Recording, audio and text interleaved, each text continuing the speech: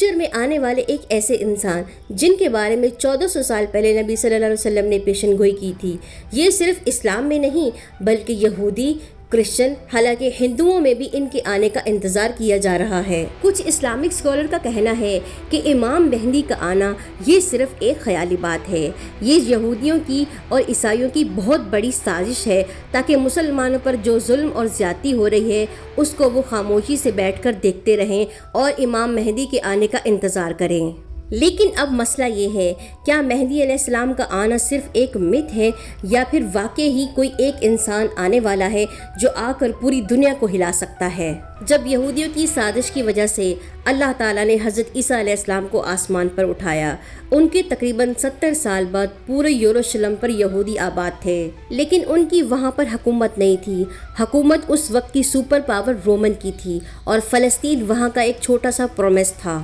Religion کے حساب سے یہودیوں اور رومن میں بہت بڑا فرق تھا، کیونکہ یہودی صرف ایک خدا کو ماننے والے تھے اور رومن بہت سارے خداؤں کو ماننے والے تھے۔ اسی لیے اس ڈفرینس کی وجہ سے رومن یہودیوں پر بہت زیادہ ظلم کرتے تھے اور ان سے بہت زیادہ ٹیکس وصول کرتے تھے۔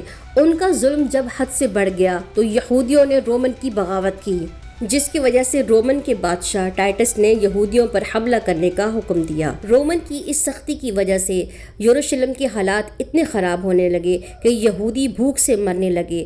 جوزفس نے اپنی کتاب میں لکھا ہے کہ حالات اتنے خراب ہو گئے کہ وہاں کی مائیں اپنے ہی بچوں کا گوشت پکانے لگیں۔ جب سیج ختم کر کے رومن آرمی یروشلم میں داخل ہوئی تو سب سے پہلے انہوں نے یہودیوں کے سیکنڈ ٹیمپل کو آگ لگائی، جس کی وجہ سے ہزاروں یہودی جل کر راکھ ہو گئے، اور رومن کی فوج نے یروشلم میں کسی بھی یہودی کو زندہ نہیں چھوڑا، یہاں تک کہ بچے، بوڑھے، جوان، عورتوں کو بھی قتل کر دیا۔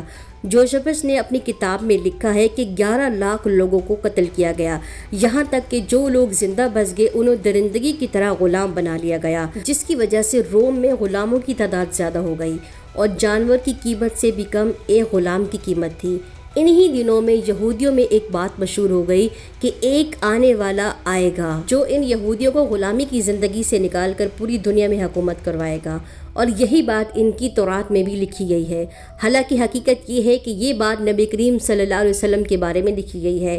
جب نبی صلی اللہ علیہ وسلم دنیا میں آئے تو یہودیوں نے سب سے پہلے ان کا انکار کیا، اور یہی سیم بات کرسچنوں کی کتاب انجیل میں بھی لکھی گئی تھی، اور وہاں پہ نبی صلی اللہ علیہ وسلم کا نام بھی آیا تھا، اور یہ حوالہ ہمیں قرآن سے ملتا ہے۔ فیوچر میں ایک انسان کے آنے کا عقیدہ یہ صرف کرسچن یا یہودیوں میں نہیں تھا، بلکہ یہی سوچ ہندوؤں میں بھی پائی گئی تھی۔ ہندوؤں کے مذہب کے مطابق ان کے بھگوان وشنو کے 10 اوتار ہیں۔ اوتار کا مطلب کہ جب کہ دنیا میں گناہ بڑھ جائیں تو بھگوان خود انسان کی شکل میں آ کر اپنے مذہب کو بچاتے ہیں، اور ان کے عقیدے کے مطابق 9 اوتار بھگوان کی دنیا میں آ چکے ہیں اور ایک آخری اوتار دنیا میں آنا ہے۔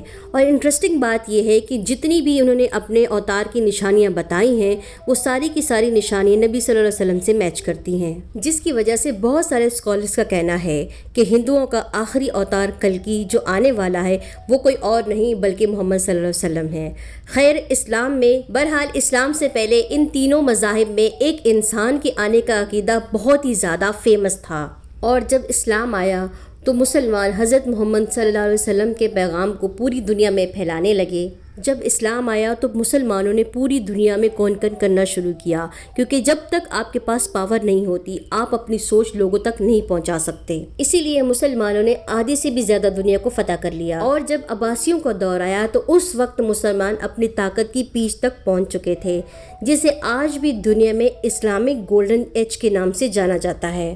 اسی عباسی خاندان کے 5ویں بادشاہ ہارون رشید نے بہت ہی عمدہ کام کیا۔ انہوں نے اپنے کیپٹل بغداد میں مسلمانوں کے لیے بہت بڑی لائبریری بنائی، ہاؤس آف وزڈم۔ اس نے اس لائبریری میں دنیا کے ہر مذہب کی کتاب کو لا کر رکھ دیا، جس میں ہندو، کرسچن اور عیسائیوں کی کتابیں بھی تھیں۔ فار ایگزامپل، رومن امپائر کے کیپٹل استنبول سے عظیم فورسپل جیسی انسٹیٹیوٹل، پرشیا سے سائنس کی بکس اور انڈیا سے میتھمیٹکس کی بکس لا کر رکھ دیں، اور انہوں نے ان تمام کتابوں کو عربی میں ٹرانسلیٹ کرنے کے لیے ایک پوری ٹیم بنائی۔ اور اس لائبریری میں صرف مسلمان ہی نہیں بلکہ ہندو، یہودی اور کرسچن بھی آتے تھے، جن کی وجہ سے مسلمانوں اور ان کی آپس میں دلچسپی جو ہے وہ بڑھ گئی۔ اب آتے ہیں مین پوائنٹ پر۔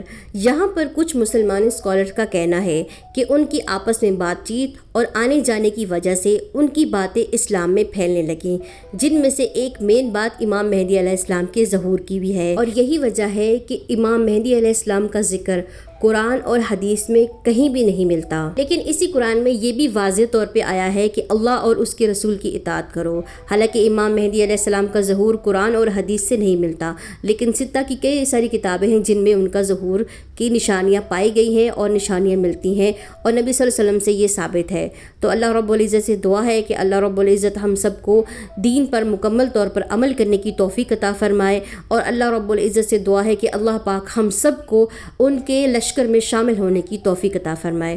امید کرتی ہوں آپ لوگوں کو آج کی میری یہ چھوٹی سی ویڈیو پسند آئی ہوگی۔ اگر پسند آئی ہے تو اسے شیئر کریں، لائک کریں اور پیارا سا کمنٹ کر دیں۔ اپنا بہت سارا خیال رکھیے گا۔ اللہ نگہبان۔